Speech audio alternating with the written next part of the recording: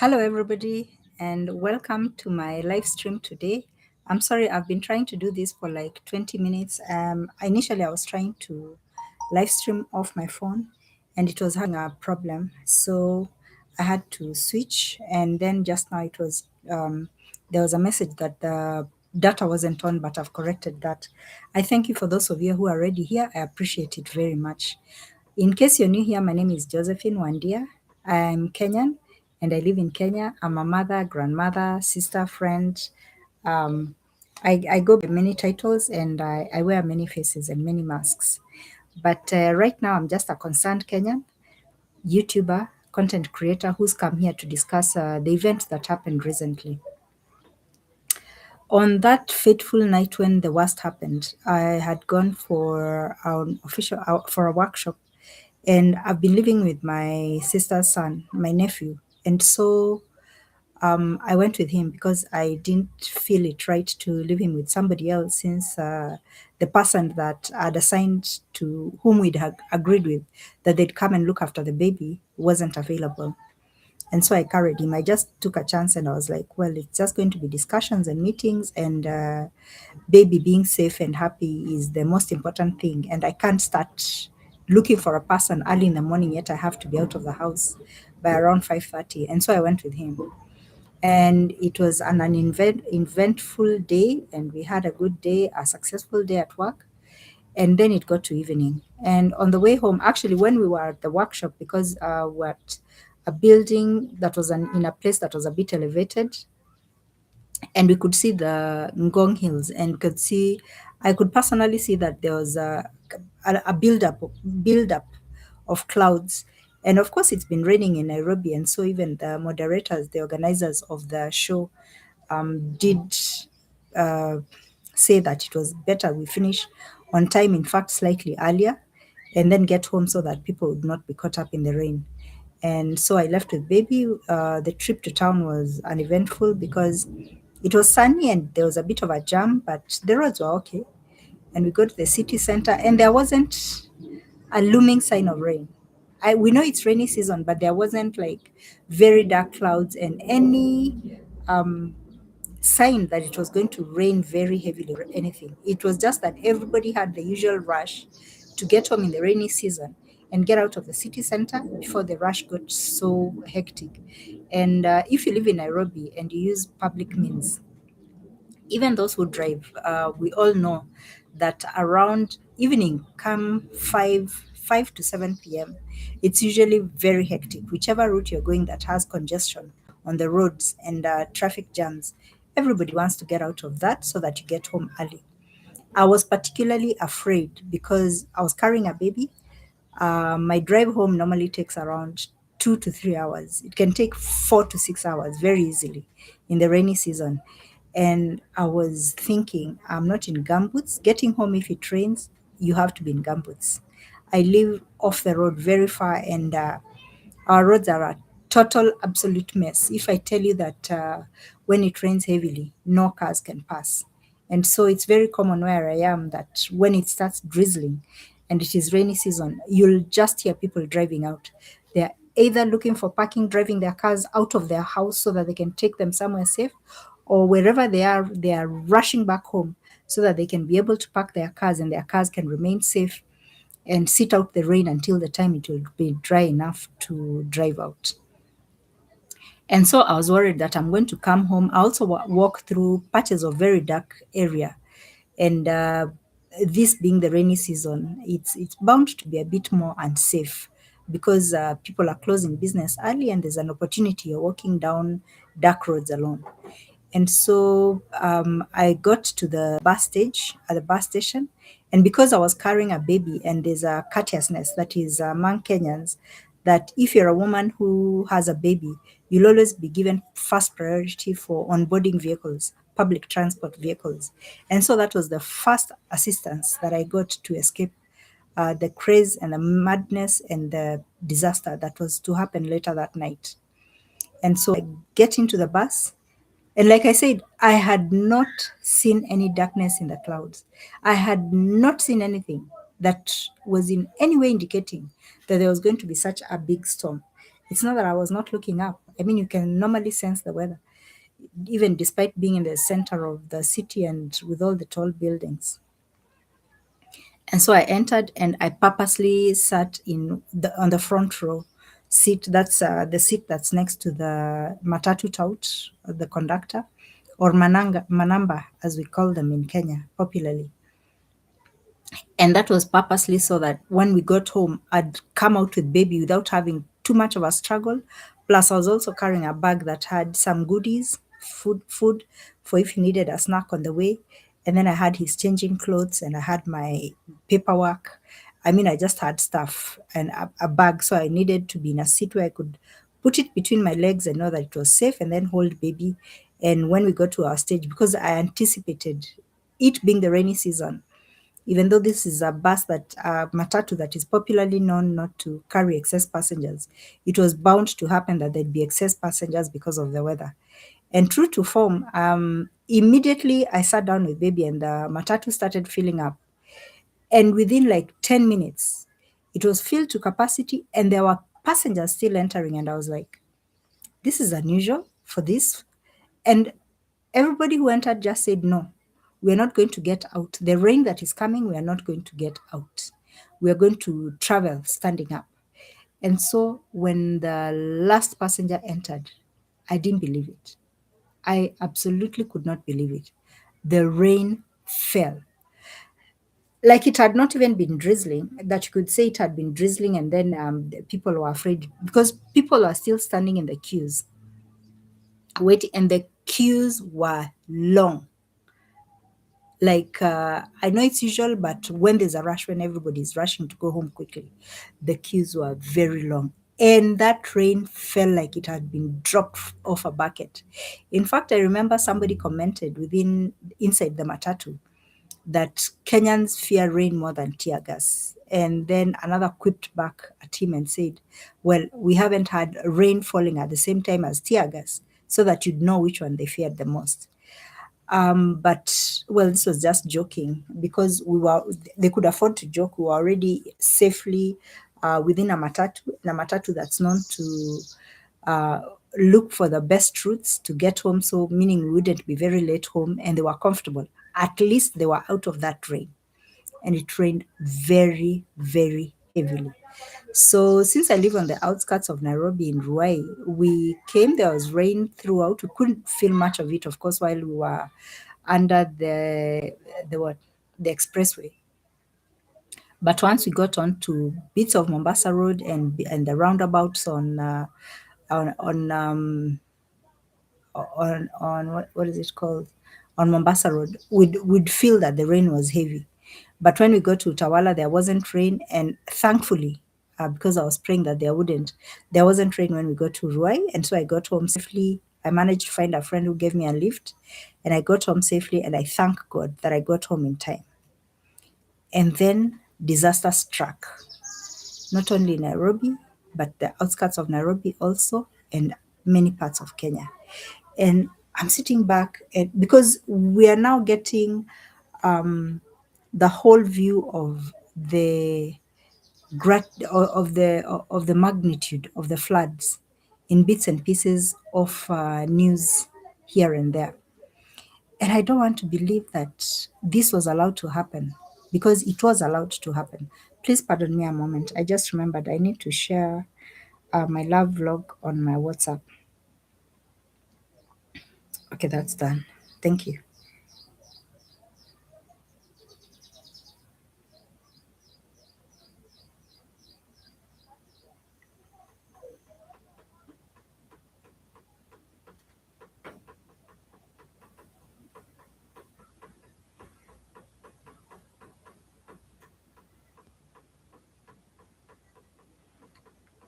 That's done. Thank you very much for that.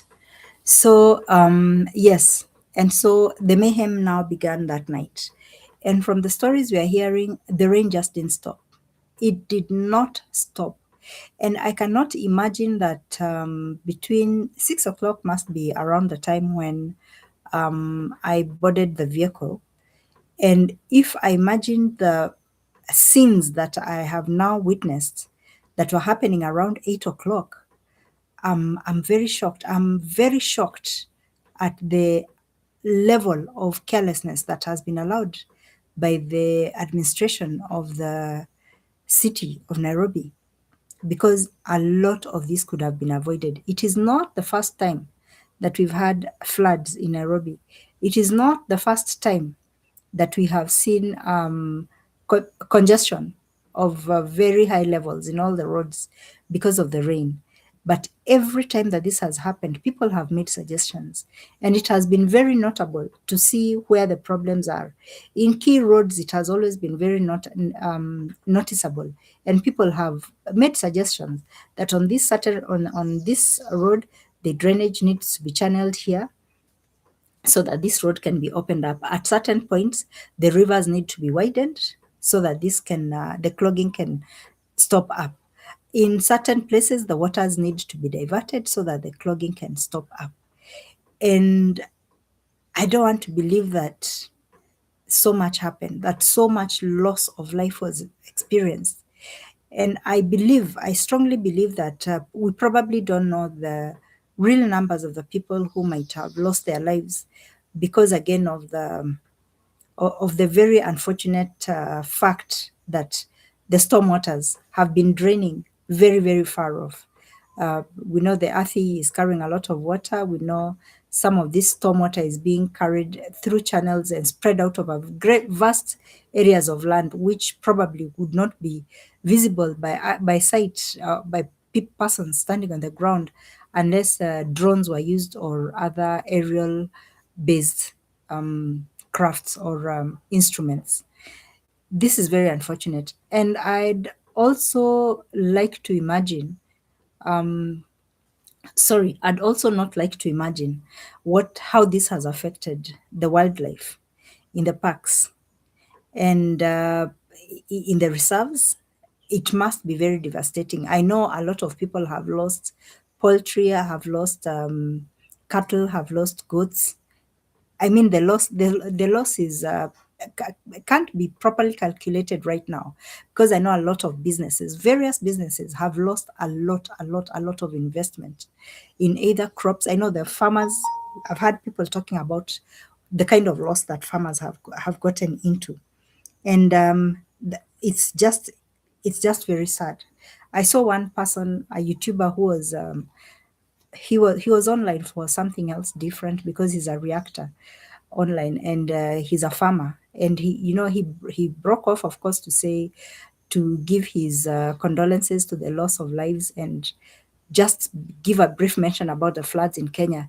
And he said he was just too distraught. He did not even want to talk about the kind of loss that he had undergone. This is a young man who I know, we've watched him over our time.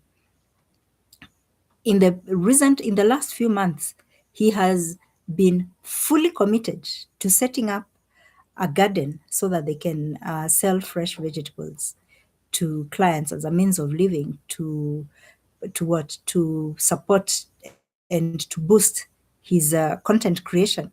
And all that went to waste. All that went to waste in just a in just with just the floods, because all that was swept away. And I'm imagining that the little digging I did, the little cultivation I've done, and the little planting I've done, that has not even cost me over 2,000 shillings. That's what 20 cents, is it? I mean, but for me, it's so momentous because it's all that I'm hoping on for the coming season, that we might get some food to harvest. And so I'm thinking about people who are spending up to 100,000. I mean, we can say uh, $500 and upwards, investing in their crop, investing in their farms. And this they've done continuously, not in 1 month or 2 months, but several months, to ensure that because the rains are coming, they're well stocked up in whichever way, whether it's with their livestock, whether it's their crops, whether it's in their businesses, to make sure that things are good for the coming year, for them to be able to manage their households and to manage their business entities and to sustain their livelihoods. And I'm so sorry. I'm so sorry. And in my opinion, government has failed us. Government has failed us. I have been decrying for so long, just in my own area in Ruai, that I've never heard of a meeting. I've never, a baraza, we have what we call barazas in Kenya. And a baraza is where the local administration calls the population, the local mwananchi, the citizens, to come and have a sit down with the local government administration and chart out plans for the future. It might be about insecurity, it might be about just local social issues that are happening. But I have looked forward for so long to hear that there's a baraza to chart out the waterways, the storm waterways of Ruai. And I've never heard of one because I remember when we last had, was it El Nino? Yes. And it was devastating. And I think Ruai was one of the worst affected areas of Nairobi because we are sort of in a water catchment area. Well, at least not this side of the road where I am, but lower down, going to where we have Nairobi's biggest, what do you call, sewage plant. I mean, it's like the sewage plant just expanded and burst its banks, so to speak, and all the rivers streaming into it.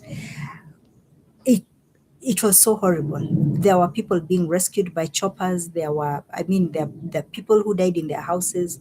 We had people narrating stories that were absolutely horrifying. How they had to climb onto seats and then climb onto tables and then climb onto deckers and then climb onto the ceilings and then until they got onto the rooftops just so they could be rescued. But how many people are able to do that? I myself, if something happened, I have absolutely no capacity or capability of taking myself, let alone somebody else, of getting myself to the rooftop. That entails in the floods putting a ladder or putting steps or God knows how, because God is gracious to people who get rescued in floods. But you'd have to, even that muscle strength and of even overcoming that fear that you can see water coming into your premises, getting ankle high, knee high, waist high, chest high, but you still have the energy and the will to think, what am I going to do next? Should I climb here, hold here, break here, get? Some of us panic, just panic naturally.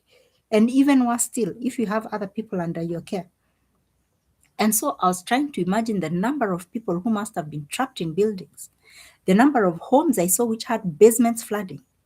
Okay, the loss of property is not as great as the loss of lives, but again, this is property that people have worked all their lives on in for, have invested everything that they are worth to get. So you're here and you're seeing the floods gushing into your home, lower basement of your home. You know that the cars are flooded. You know, probably the children are still, or some family members are still out. They have to get into the house. And then there's the fear of you yourself are going to be trapped in there. And of course, there's always the subconscious fear of what's going to happen to the house while we're inside.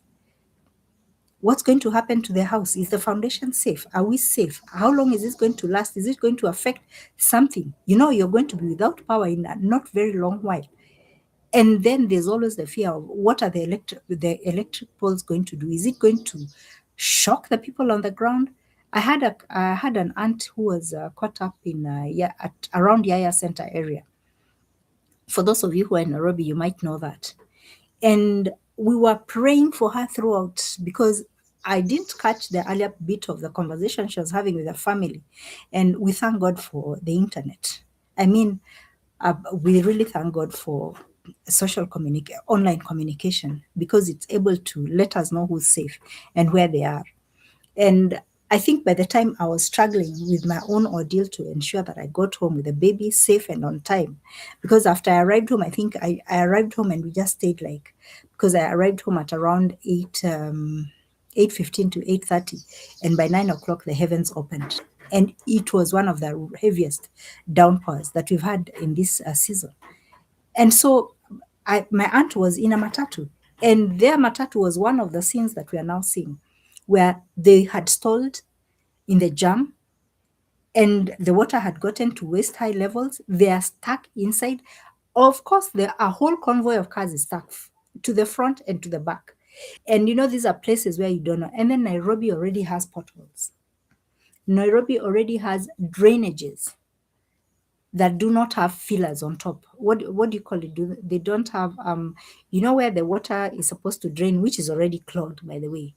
But then that drainage hole doesn't have a cover. And it might be argued that it's because people steal these covers because they are made of metal and anything, but BS to all of that. Because you can always find alternatives. You can always find alternatives of what to use. What's happening in the big cities of the world? Have they decided because metal can be stolen, we'll never have? What have they done over the years? These are the studies that I expect our leaders should have been making over the years so that they could know what alternatives to use. The same way, also, like I saw a lot of bridges, the railing across the bridges is almost non existent. And I'm watching people going to film and show how rivers are almost busting the, not even, they've already burst the banks, how the rivers are almost overflowing over the bridge. And I'm thinking in my mind, look at these people. You are so deep into content creation, you're forgetting your own safety. The person is walking on the bridge right next to the railings, and the railings are non-existent. There's probably just a bit of sheet of metal at the lower leg level, not even waist high. And that is all. And you can feel the raging waters are so strong. I mean, these are waters that are carrying away lorries. But this person is confidently standing there, absolutely no fear, and no thought that somebody might even get scared of something and then come and pass by you and push you into the water accidentally. Content creators, you need to be careful. You have to be careful.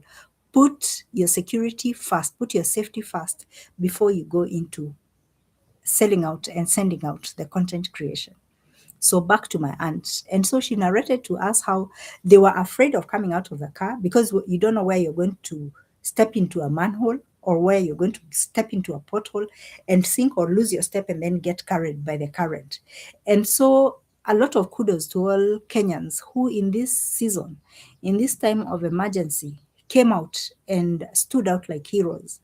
You're unsung heroes. I call your names, all of you.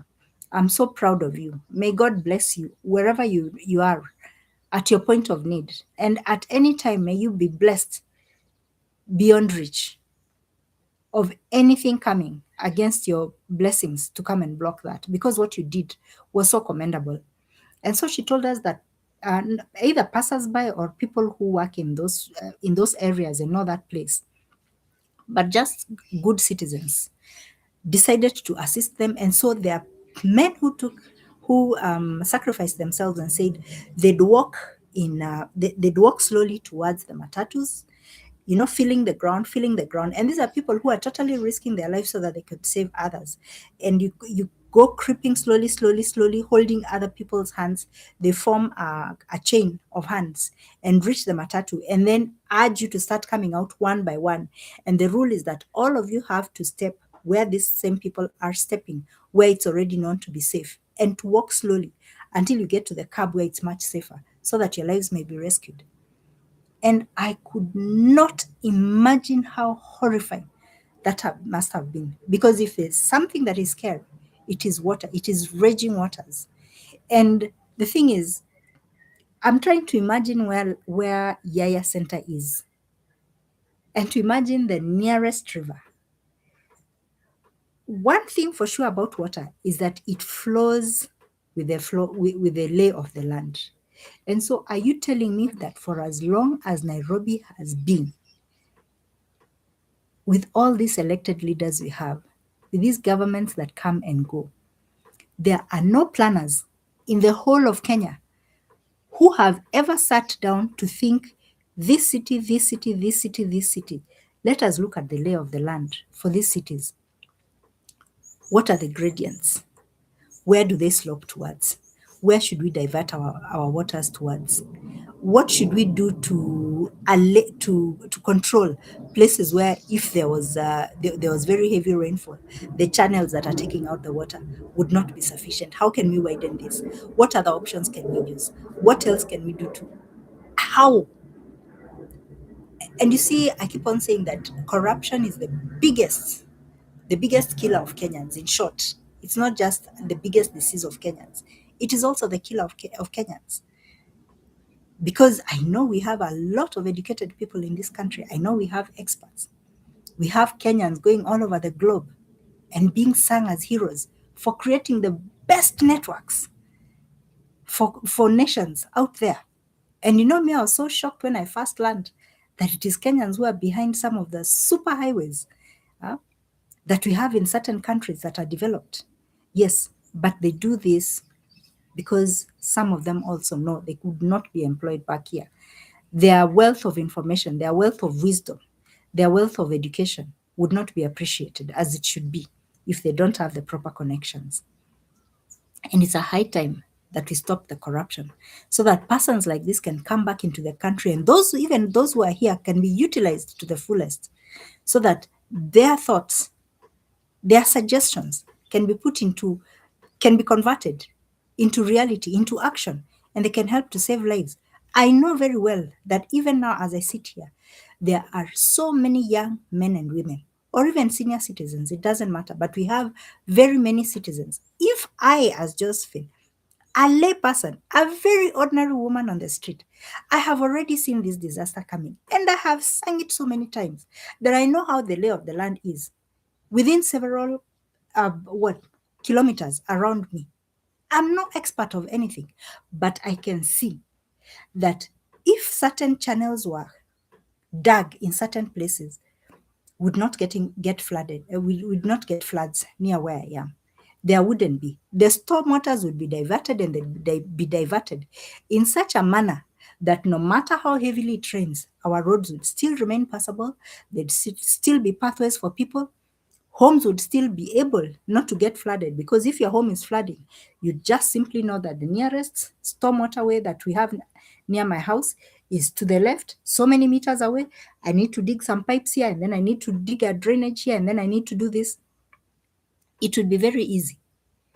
But now we have cities, we have the country at large that has rivers, and we have seasons that come and dry the whole nation, and we don't have enough dams. But this happens. For Nairobi, this was a total letdown by our leaders that this could happen and to this magnitude. It means, first of all, that almost, absolutely, almost every single drainage of every major highway within Nairobi is poorly done. And this needs investigating.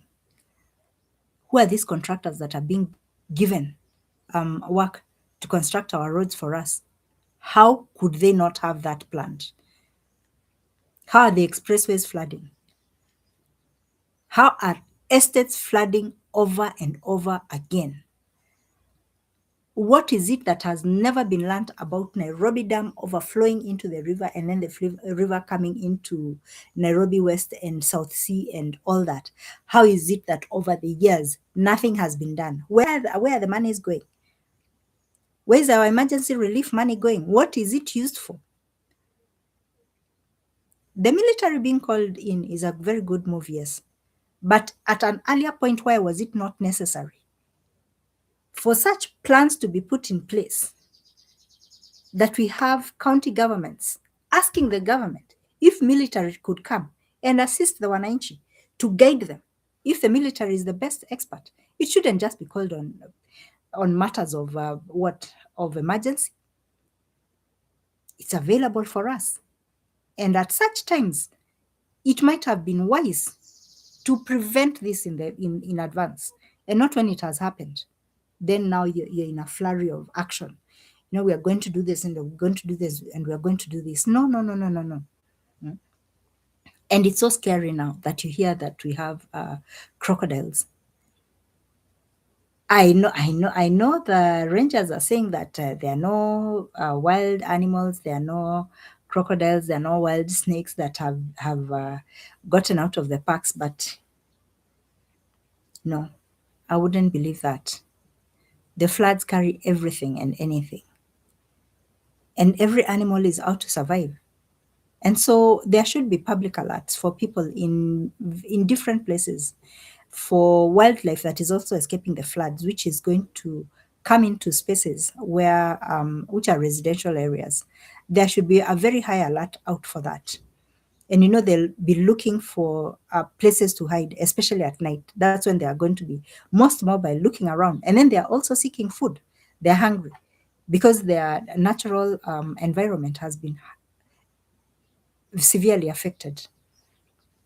More and more, I know we're going to hear of wildlife coming into contact with human beings in residences because of the danger. They're fleeing also from the danger, and they're lost and they're very confused. And they've probably been separated from either their herds or their flocks or their commonality of groupings among the animals.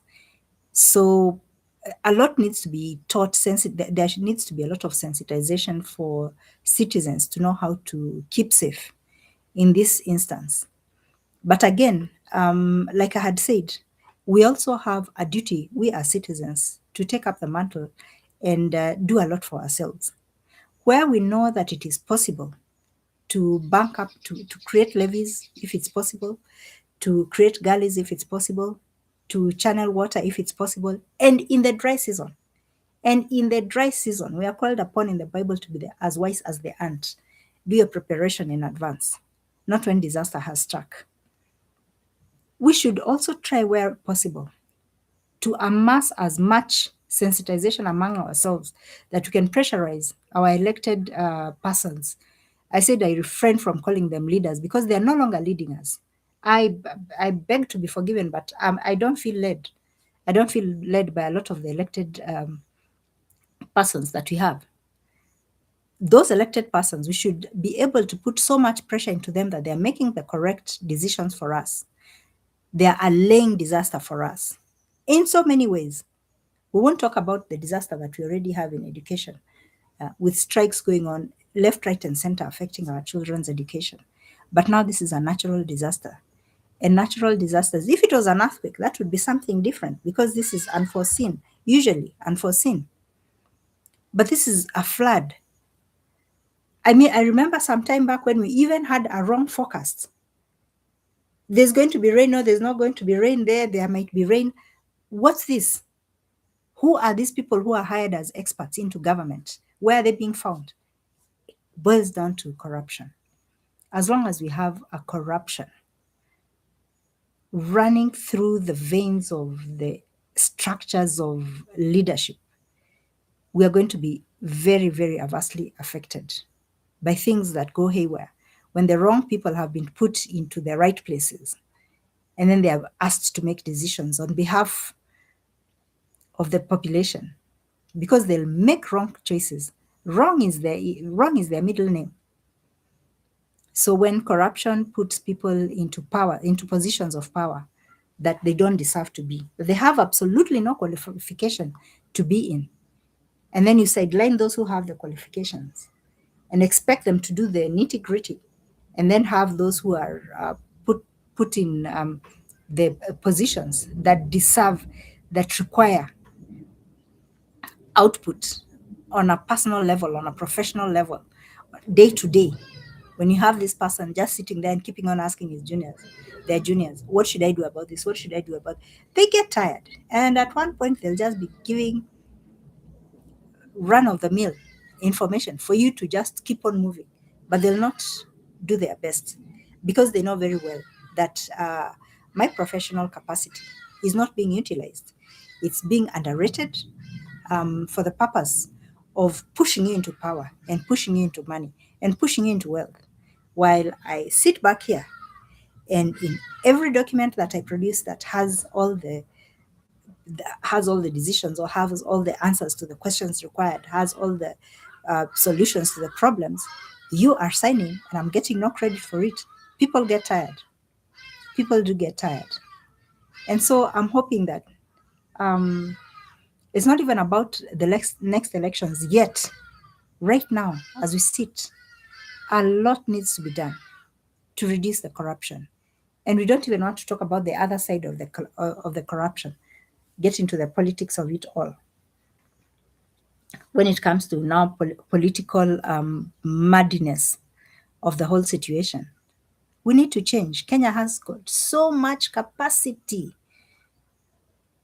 to be better off, to be at par with the Singapore that we're being sung about.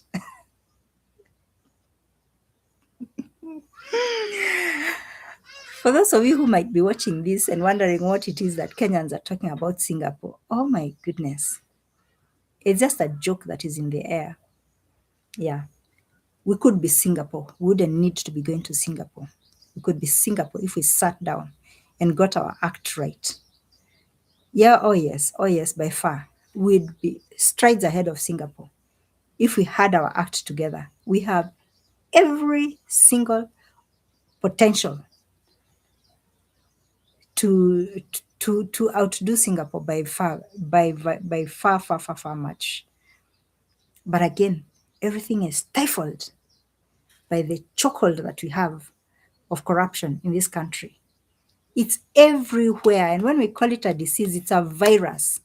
Is it a virus or a bacteria? It's a combination of the two. Yeah, because it has seeped into everything and everywhere. It's just frightening. I mean, I was talking to somebody and we were talking about the vast opportunities we have as Kenyans for people to come and settle into this country, and especially for Kenyans living abroad who are senior citizens to relocate back home. And the person was like, no, no, no, no, no, no. Well, I personally would never advise anybody to come back here. Our medical system is all wrong. Our services are so slow compared to somebody coming in from the developed world. And the thing here is that they're just going to have relatives pressing them. And I was looking at this person and I was thinking, look at how opportunity bypasses us Kenyans, because people have become so afraid. They don't even want to draw in those who might come and change that perspective that we have. For how long are you going to have relatives begging you? It's just for a while, and then you learn how to say no.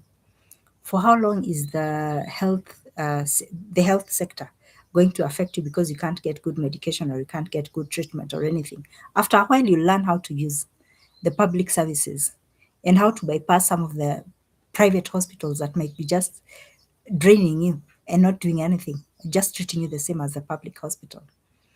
And for how long is it going to be that you're going to be to feel messed up because of the systems? Only for a short while. And then you're going to realize that I'm back home. I have organic food. I'm able to buy what inexpensive meals. I'm able to eat organic food a lot of the time. I'm able to drink fresh water. There's fresh air in my country. I'm able to uplift some of the relatives who are not always coming to beg me for money. There are those who genuinely need just a little assistance to move to the next level. I'm going to assist them and they're going to work with me. And then I'm going to have opportunity to build myself faster and further than I would have if I was out of the country, because I still have my resources around me, the resources probably that I came with or that I still have links with to wherever I was living in the developed world. But now I'm in an economy where where my money goes much further because of the exchange rate. And in my mind, I was like, I would advise anybody to come back home, especially if they are a senior citizen. Why not come and build your country? Come and uplift people. Yes, for a while, come and uplift people. You're going to be the rich man in town, the rich woman in town for a while, and then it's going to stabilize. But you're going to come with a mindset that is different. If you live in a developed, if you're coming in from a developed country or from another country where corruption is not at the levels that we have now, you're going to be one of the key people that your society is going to need, that your community is going to need, to tell people how well systems can work when there's no corruption in a corrupt free society. And how helpful is that? What if we had just 5,000 of those come back in a period of probably 2 years? Even 1 year, why not? It's home. Yeah, and they need to rest. They need to be relaxed in the what do we say it in Kiswahili? Mandhuli mema sana. They need to come back here in the fresh air of Kenya, into the goodness of Kenya. There's so much goodness. Despite the corruption, we are still magical. We are not called magical Kenya for nothing. And it's not only because of the scenery. It's because we have so much to offer the world. And first and foremost, we have so much to offer us, ourselves, as the citizens of this country. Yeah, because of our kujitolea attitude and our hustler attitude. And then our Ubuntu system, which is very African and which is very basic, because we have our culture and traditions, which instill upon us the need to encompass and to hold back and to pull back and to love and to hold those of ours who had left for a while and now back. We'll give them all the loving and we'll show them all, give them all the attention. And then we'll put them into the system as we are and show them the way ahead. Hapa tunaendanga hivi kwa sababu pako hivi. Hapa hii kishindikana tunafanyanga hivi. Hii tukienda na tuone inakwama, hivi ndio tunafanyanga. And very soon, you get into the flow of things. Yes, the corruption is still going to be there. Yes, the systems are still going to be either slow or either bad or whatever you had been told they are going to be. Yes, maybe you're not going to get the best medical treatment, but it's going to be compensated by you eating organic food and by you having relatives around you and friends around you and the daily life of Kenyans, which is full of laughter and fun and joy.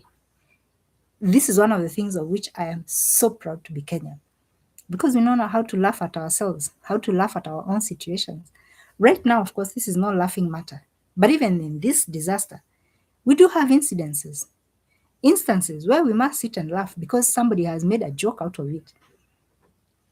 Yeah, because we know there's the bigger joke that is being played out by the people that we have elected, that we have put into positions of power, and that are relegating on their duties so much.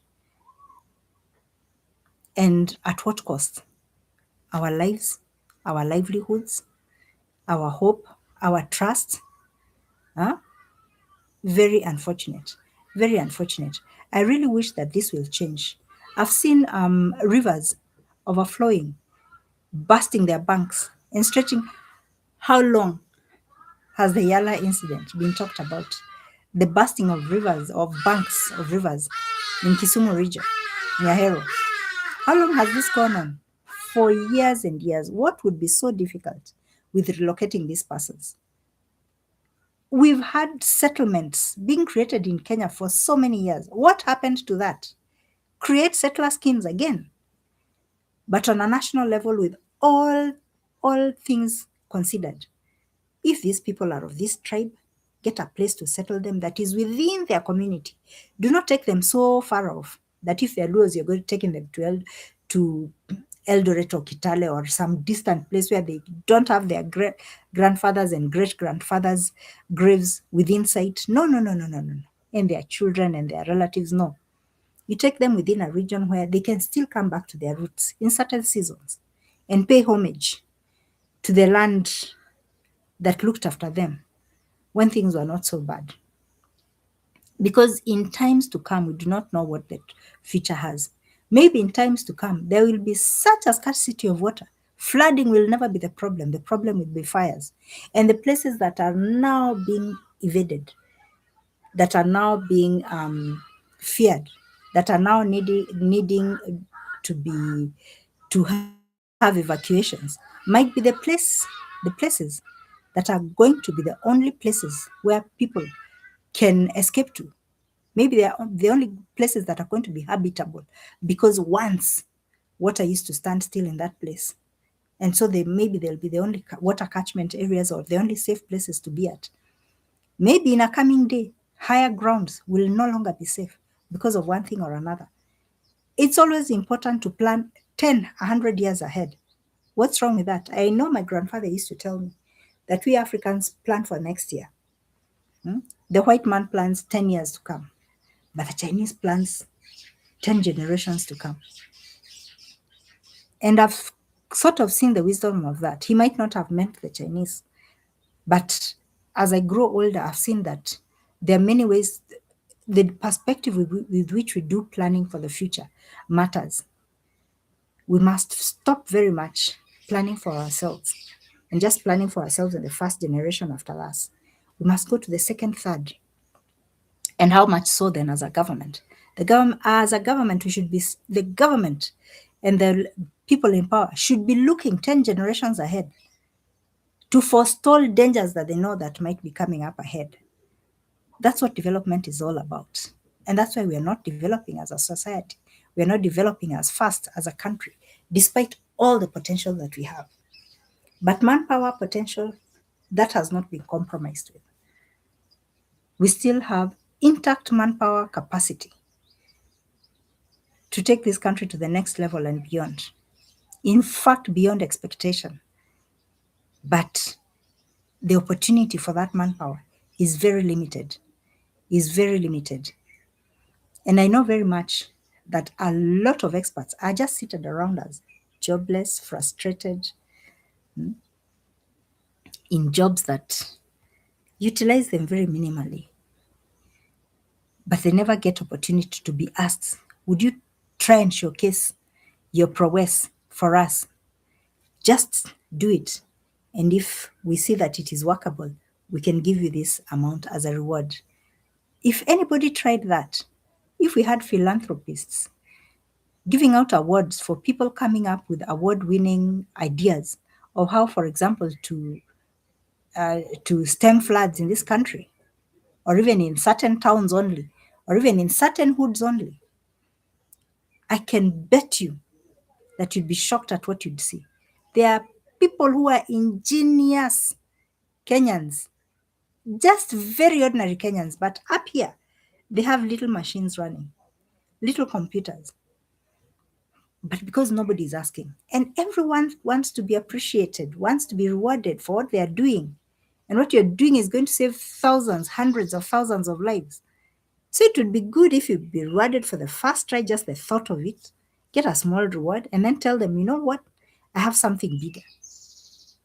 Would you be interested? Would you give me something? And say, yeah, let's go to the next level. What do you think you can do? And say in this instant, this section, I think if this was done, this, why don't you give it a try in just this small sector? And you give it a try and it works magic, and you're like, how did, but it has worked. And they tell you that I'm able to do this on a larger scale, given the capability, if you're willing to pay me, and if you're willing to empower me to put my thoughts into action. And of course, that involves using a multitude of agencies in very many instances. Just like a good architect, to put up a very good building, is not just going to use his know-how. He has to use these engineers, and he has to use these contractors, and he has to use this. Yeah. So all these other disciplines, professional disciplines, have to be ready to work together. But you have to accept and you have to acknowledge that we do have lay people in the streets of Kenya who are capable of making this not happen again in the future. Not in the near future, not ever at all. Reducing the impact of floods so much that if any damage is going to be done, is going to happen, if at all anything is going to happen, it's just going to be a matter of, it's material wealth. It's just livelihoods that are lost, but that no lives are going to be lost, because it's possible for people to create very good evacuation plans, for people to create very good warning systems, for people to create very workable stormwater channels that can be channeled in such a way that as the rain is getting heavier, people are being evacuated, warning systems are going off, and people are knowing where to evacuate to, and within what period of time, and what means to use for that, so that it's done safely, so that at the end of the day, even if there's loss of investment, there's no loss of life. There's no single loss of life. It happens. We've seen it happen in other countries. But here we are. First of all, we don't have a warning system. The emergency, this is just something we hear in the news.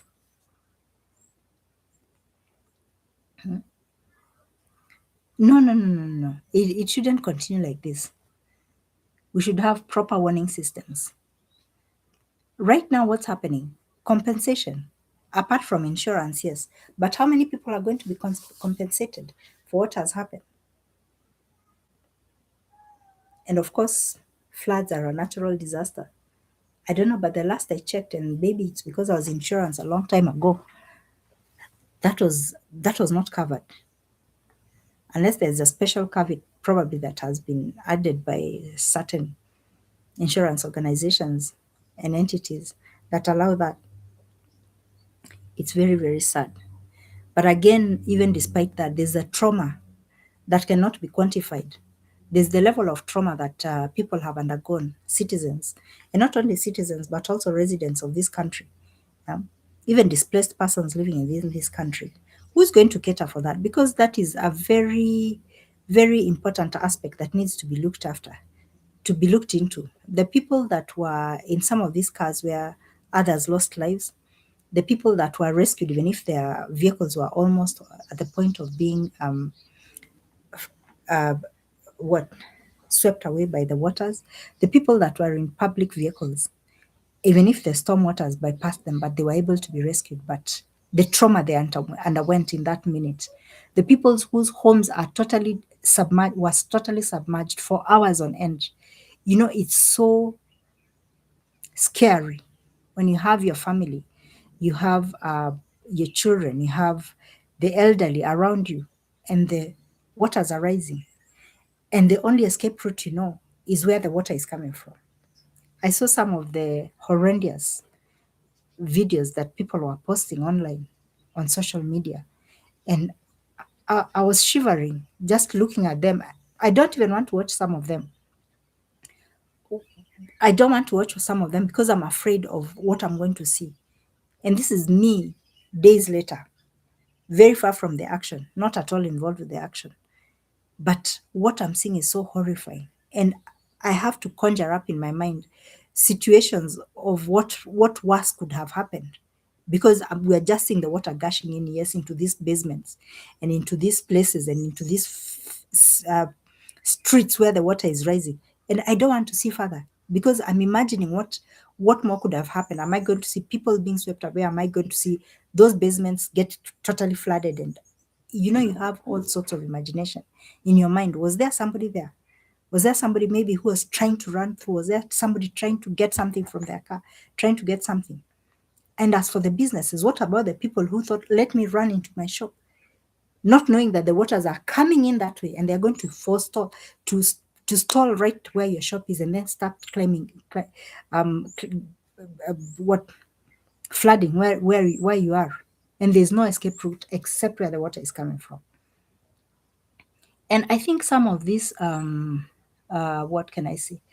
Some of the steps that need to be taken, apart from cautioning people about going into just for content creation, and apart from giving warning systems sometimes of what people should do, because I feel even it should be that people should also be cautioned that sometimes when you see the storm coming like this and when there's already an alert, we should have public sound systems that are able to tell people that the way it looks, we're already hearing that roads are flooded in certain parts of the city. Stay where you are. Then open up certain buildings, or just let it be known to people that stop cars moving from on towards this road. One night would not hurt if people, for their safety, would be urged to stay within the city premises and go into certain buildings that are elevated. What are government buildings for? Assign certain buildings within the city. And I know even private owners, private developers, real estate owners of buildings might allow this, might say that, yes, my building can be used as a shelter. I'm going to clear 3 floors whenever the rain season comes. And maybe you can have that tendered by government so that certain buildings have a few floors that are just left open whenever it's rainy season, so that at any point when it starts raining and it's coming to evening time, or it's at a peak time, or there's possibility that there's going to be panic escape by people from the city headed towards their homes, which are danger zones, the roads are danger zones, you tell people, no, congregate within the city. If you're within the city, congregate within such certain buildings, sleep over the night in those buildings, even if you're just going to be seated on mattresses, even if you're going to be seated on the floor, but stay safe for the night. And probably could list down those people so that they get a minimal compensation from the government because of the inconveniences that they'll have had. You've left your families alone. Some of them have children that are waiting for them. Some of them have businesses that are going to get stuck. Some of them have goods that have gotten destroyed in the process. Just give each of them a minimal compensation, or if not, just give them shelter for that night. Keep them safe. Keep your citizens safe for that one night. And then the next morning, you can use your usual channels of communication, either by public means. Yes, by public means I mean loudspeakers. You can have loudspeakers in the city, notifying people in different parts of the city, notifying people, please alert, alert, msitembee, msisafiri pande hii, njia hii, matatu zisisonge, park, let businesses go at a loss but save lives. Hii barabara imefurika, ile imefurika, kaeni mlipo, rudini mjini, mkae huko, go back to the city, stay put, park your vehicles, stay put, park your vehicles in certain places, in fact, and then clear areas where you know the floods might not be able to reach at all, so that you can also safeguard even the vehicles of the residents of the country. But what happened was, it is totally uncalled for. And that's why, in my opinion, government is to blame to a very large extent. And for me, the sorriest thing of all, the very sorriest thing, is that I did not hear of apologies by elected persons.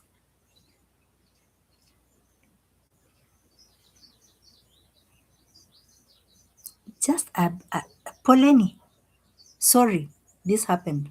Sorry, I slept on my watch. Sorry, I did not do more. Sorry that we did not do better. That would have been very helpful. It would have been very, very helpful. I see in other countries, elected persons actually resign from positions out of shame, out of regret, as a public apology to the people they represent, to the people for whom they were assigned to duty. They step down honorably.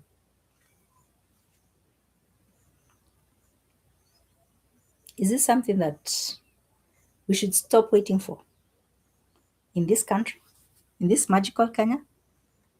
Is the magic of Kenya fading? May it not, because we need the magic spark, alive, fiery, and lighting up the region. And that has to begin with change. It has to begin with positive change. Apologies have to be made. Public apologies have to be made. It's not fair. It's not fair. If not now, when? If not by you, by who?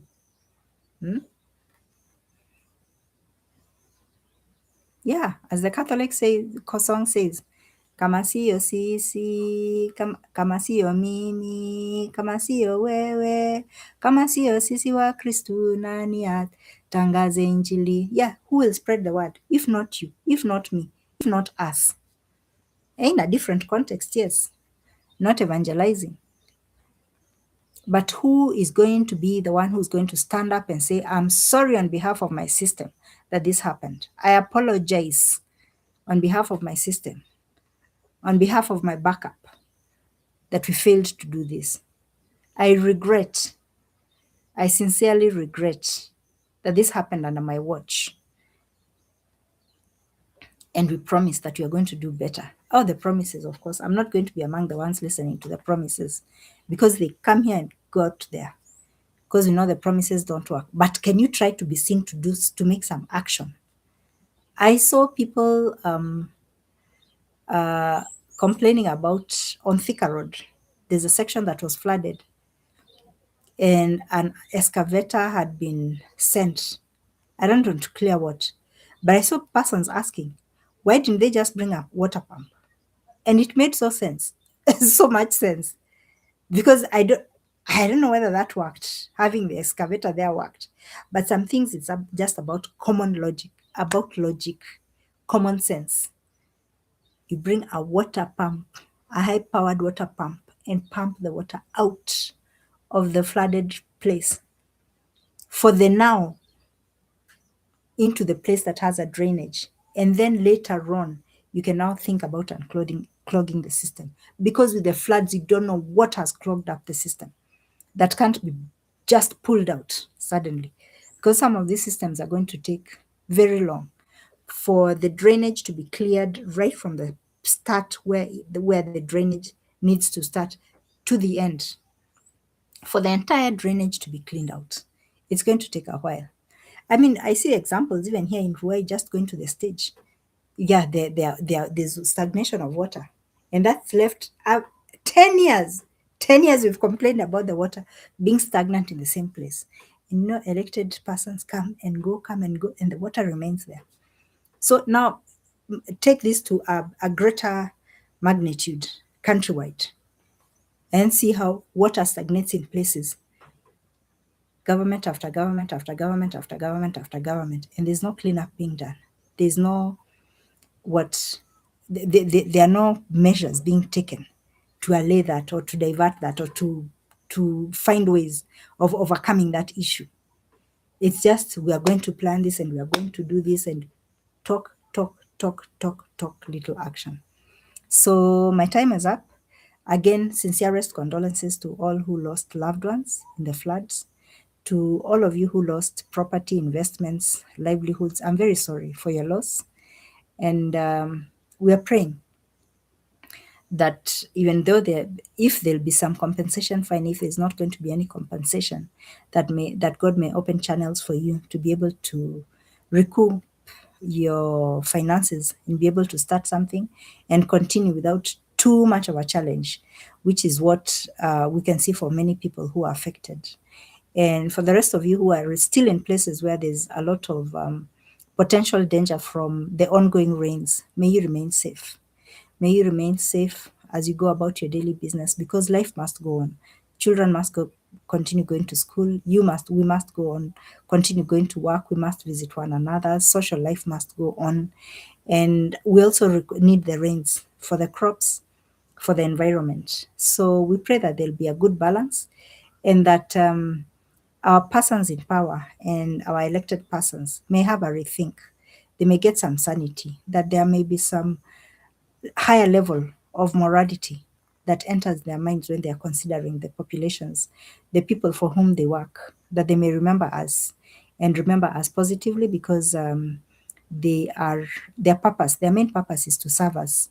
And in this instance, we saw very little of service for one reason or the other. And right now, it's not a blame game. It is just saying things as they are on the ground. But we pray for our Kenya that it may remain united, and it may remain strong, and it may remain safe. For the sake of us, all as Kenyans, for the sake of all the residents living here, for the sake of displaced persons living among us. And so I pray that God may bless you and guide you and greatly protect you and meet you at your point of need. Thank you very much for watching. Please consider liking and subscribing from wherever it is in the world you're watching. I'd appreciate if you'd leave a comment, say where you're watching from. And the subscriptions help me also to get monetization on this channel. Give us your views also on the floods on this channel.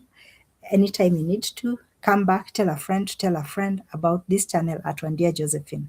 I appreciate you, and I'm grateful for your support, for your viewing, whether it's going to be now or sometime in the future. And so from Ruai, sunny Ruai, usually sunny Ruai. Right now it's not so sunny. In Nairobi of magical Kenya, it's bye bye.